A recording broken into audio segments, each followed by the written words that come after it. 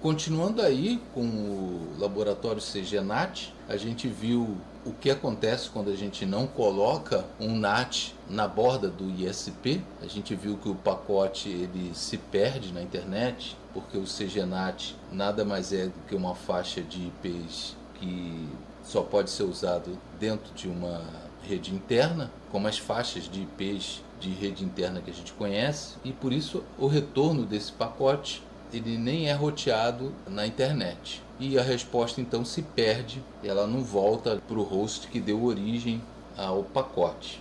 Nesse caso agora a gente vai analisar por que o NAT resolve esse problema. Então esse daí é a infraestrutura que a gente estava usando, né? Então ele vai ter algumas alterações, tá? Como por exemplo o NAT, tá? /PAT, Port Address Translation, né? A gente vai dar uma olhada aí nos diferentes tipos de NAT. A outra alteração que eu vou fazer vai ser a colocação, né, por exemplo, de um roteador R2 ali, só para poder exemplificar melhor o que acontece na viagem de ida e volta desse pacote, ok?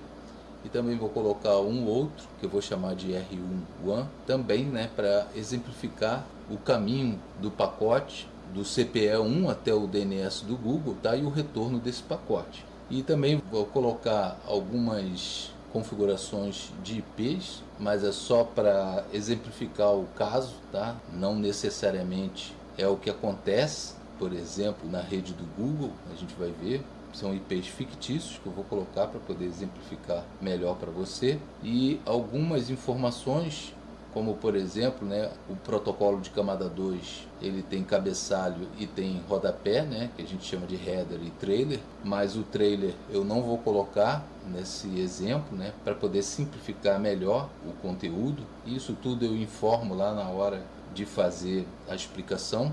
Vamos embora passar adiante. Aqui eu vou exemplificar, por exemplo, os tipos de NAT, né? O primeiro tipo de NAT, que é o que a gente vai usar, né? É o NAT Overload, que é também chamado de PAT, né? Port Address Translation. Este é um tipo de NAT mais comum, usado em residências e pequenas empresas. Esse tipo de NAT é o que o seu roteador aí dentro da sua casa faz. Então ele tem um IP público, através desse IP público diversos outros dispositivos dentro da sua rede interna vão sair para a internet com esse IP público, e ele trabalha junto também com as portas, né?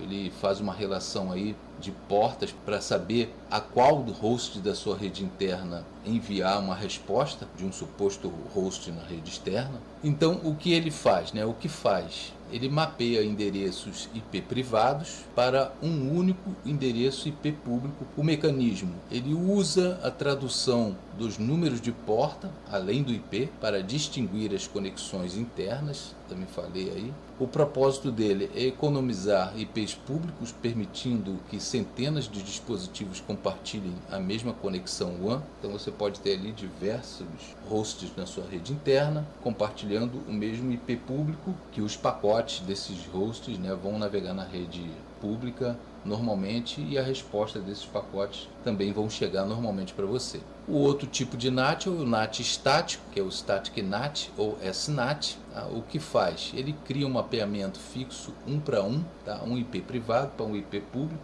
Ele não usa a porta, tá? Já que ele decide lá que determinado IP dentro da sua rede interna vai usar sempre aquele mesmo IP para poder se comunicar com outro host, tá, na rede pública. O mecanismo, a porta não é traduzida, apenas o endereço IP, então ele não usa portas, né, mesmo porque aquele host só vai usar aquele IP, então ele não precisa fazer a tradução de portas. O propósito, permitir que servidores na rede interna LAN sejam acessados publicamente de forma previsível, pois eles sempre terão o mesmo endereço IP público de destino, ok?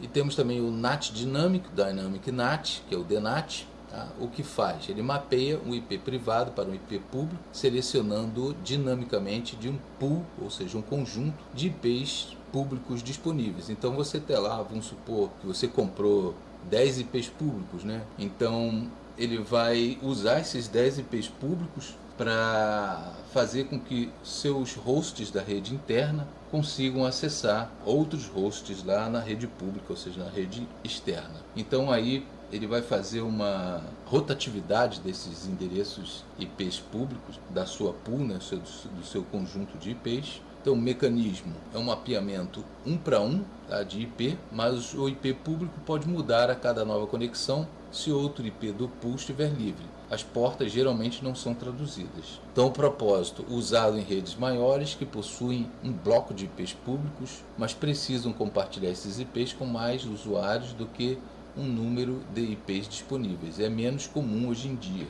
O NAT simples, né, que é o One-to-One NAT, tá? Esse termo é frequentemente usado para se referir ao NAT estático, né? Ou seja, então, se você escutar falar NAT simples, é a mesma coisa que NAT estático, né? Mas pode, em alguns contextos, ser usado genericamente para qualquer mapeamento 1 para 1, sem tradução de porta. Não é muito comum, né, ser utilizado para se referir aí ao NAT dinâmico, que também usa o 1 para 1, um IP da rede pública para um IP da rede interna, né? Só que ele varia ali entre os IPs da sua pool de IPs públicos. Então, tipos de tradução: o Source NAT, o SNAT, que a gente usou lá no laboratório CGNAT. Então, ele traduz o endereço IP de origem, é usado quando o tráfego sai da rede privada para a internet. Um Destination NAT é justamente o inverso, né? Ele traduz em IP de destino, é usado principalmente para o port forwarding, né, encaminhamento de portas, ou para acessar servidores internos a partir da internet.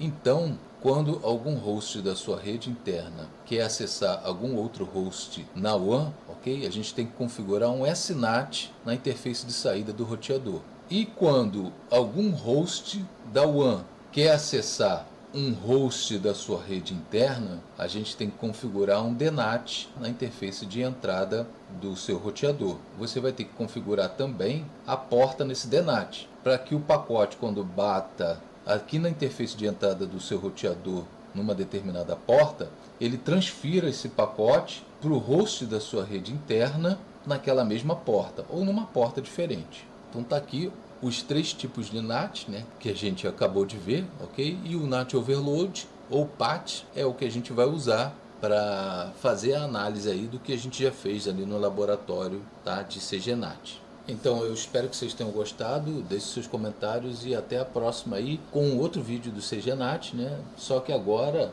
a gente vai acompanhar o tráfego de um pacote ICMP, só que com o NAT Overload, ou PAT, ok?